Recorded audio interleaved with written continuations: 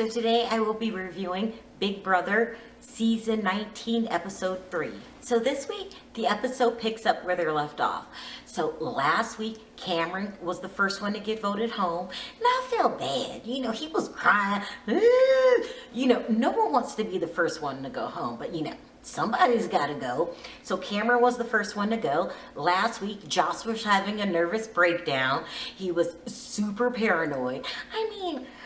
He was acting like he was on some kind of... something was wrong with Josh. Like, he was having a nervous breakdown. Then he betrayed all of his team members and went for the golden apple, guarantee his self-safety. The boy was just out of his mind. I can't, I don't know how to put it any other way. He's just nuts, okay? So, and then for no reason at all, he decides that he hates Megan because God told him something's wrong with her. No, his God told him that, okay? I call Megan purple hair girl. So, for no reason at all, he decides purple hair girl, me and her don't get along because, God gave me an intuition.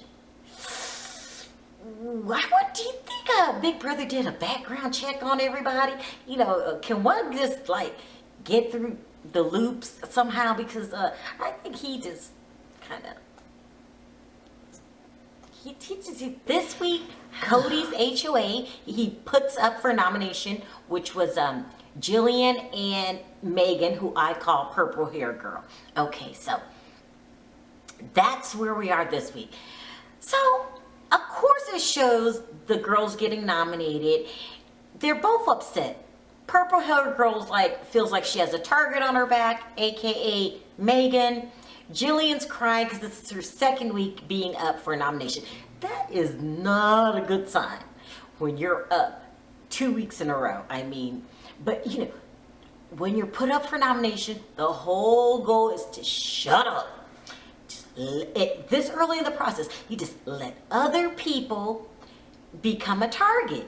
There's always someone that's going to become targets because this is when people's real personalities start coming out. Like, if Josh wouldn't have had the golden apple, he's the perfect target because, he's a little bit, how should I put it? Psycho. So, Cody's on a real power trip this month. Some people when they become HOA say, okay, let me try to stay here another week. Let me see what I can do since I have a little power this week and it's going to be gone next week. What can I do to expand my chances in this game? And then other people just go on a power trip. This is Cody. His personality is really self-righteous. He just goes on some power trip. So it's the beginning of the power trip for Cody, and it's also the damn love connection. Now, I thought I was watching Big Brother. Turns out I'm watching Love Connection. And there are all kind of showmances going on the damn show. Now, the damn show has been on 19 seasons. Okay? 19 seasons. I'm sure when you get the call that you've been on Big Brother, you've been accepted, either you go back and watch them or you've been watching them all along. And everybody knows showmances is the number one no-no. Not only is it a no, it's a hell no. But time and time again, no one listens to the previous episodes, and what's the first thing they do? They find showmances. We've got Mark and Elena. I really like Mark. We've got Cody and Jessica, aka Power Trip and Jessica. And then we have Raven and Matt. Matt, who Raven calls the stud muffin. Now, she's the only one calling him stud muffin, by the way, because, he's in his late 20s. I think he's 28, and he has full gray hair. He looks like a 28-year-old, 50-year-old. He kind of creeps me out. Like, what 28-year-old is completely gray? But hey, Raven thinks it's sexy. You always have to have some idiot on the show. She just happens to be the one of them. And of course you have which is turning out to be daily episode of Josh's paranoid. Like, Josh is cuckoo. Like, something's wrong with him. So he's in another state of depression. He's missing his family. He's crying, I'm missing my family. Doesn't he understand that what the premise of Big Brother is? Does he know he was going to be gone for a while? Couldn't he bring a damn picture? This is getting just damn irritating. And it's even more irritating because Mark, who has to give him the pep talk, was like, you'll see your family in a couple months. Me, I'll never get to see my parents again. They're both deceased. Now, this should really make Josh feel like a jackass, the jackass that he is, but you know, he'll be back at it next episode, I guarantee. But to hear Mark's story really makes me like him more. I mean, I was liking him anyway. I think he was dumb for getting in the showmance, but I see he's got some heart to him, so I like him. But this whole segment with him and Crazy Josh didn't do too much for Josh for me. He's still in the crazy category. So after Josh has his daily nervous breakdown, they have a friendly scene where all the groups are sitting around outside because, you know, it's boring in the house, just talking, and someone mentions that Jessica should go over to talk to, she said she didn't want to go talk to Pow Pow now. Pow Pow is the nickname that she's given Alex because Alex reminds her of a previous player who had the nickname Pow Pow. Now, Megan somehow hears that Panda. She thought she said Panda. Pow Pow, Panda, you know, if you're eavesdropping, can easily be misinterpreted, you know. So she goes back and tells her friend Alex, she called you Panda. Alex got in a tizzy because I guess Panda is a racial slur for Asian people. Now, who knew? What? Who knew? Okay, so Alex gets in a tizzy. When it gets back to Jessica that Alex is upset with her because she called her a panda, I still can't believe that's a racial slur. Panda? What's next? Octopus? It's ridiculous. Anyway, she goes back and tells Megan, who I call purple hair. She goes back and tells Alex that I did not call you a panda. Alex is stirring up trouble here. Megan, who I call purple hair, is stirring up trouble here. And I did not do that. You know, I'm not a racist. I didn't call you a racial slur. Okay. Now, Alex and Megan were friends, okay?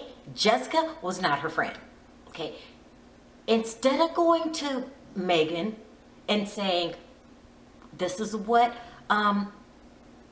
Jessica's saying, or did you say this?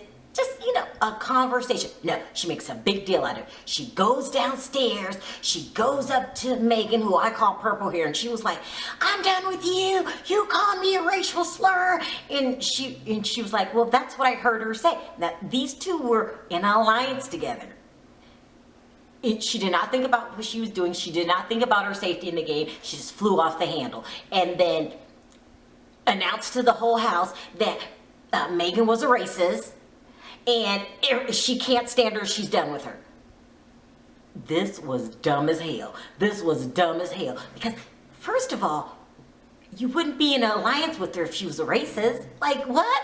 And if you're in an alliance with her, don't you want to find out what's really going on? Do you automatically just jump on the opposite team for no reason? This was dumb. No one wants to be associated with a racist, especially a racist that's on the block. So nobody liked her. Everyone turned against her. It was sad. It was sad. I felt bad for her because she could have honestly misinterpreted what she heard. Well, you know, the unthinkable happened. She went in the damn diary room and never came home. She went home. She was crying. She said, you know, it was a misunderstanding, no one, and I just felt really bad because I think Alex handled the situation terrible, just terrible. Labeled her own alliance member a racist and didn't even think about her position in the game. But that's okay because she gets what's coming to her next segment. So let's move on. That Megan is gone.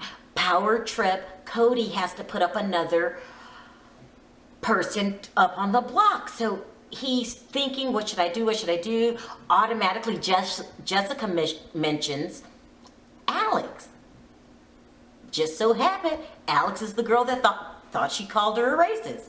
So he didn't want to do it. So he goes up to Alex and he says, if you were on, I really like you. Do you think we can work together?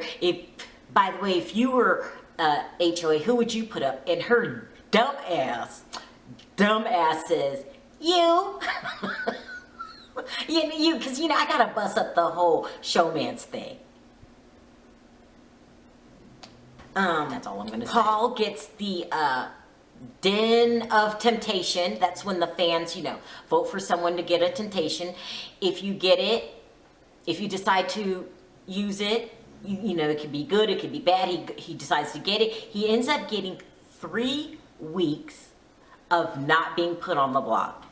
In exchange for somebody that he doesn't know gets 3 weeks of bad things happening to him.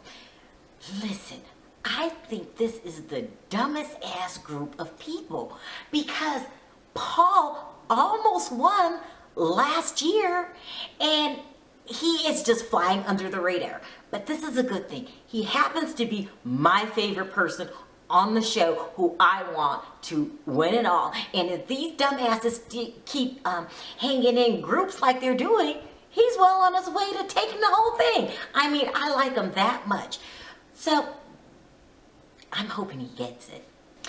And the episode ends with power-hungry Cody putting up Alex, and he had no choice. She basically told the boy she wanted him gone. What a dumb ass. Listen, that's how the episode ended. I love this show. I'll be back next week because this is only the 3rd episode, and we've got a long way to go. But I'm thinking my man Paul can pull it off. We'll see though. Thanks for watching. See you next week. Bye.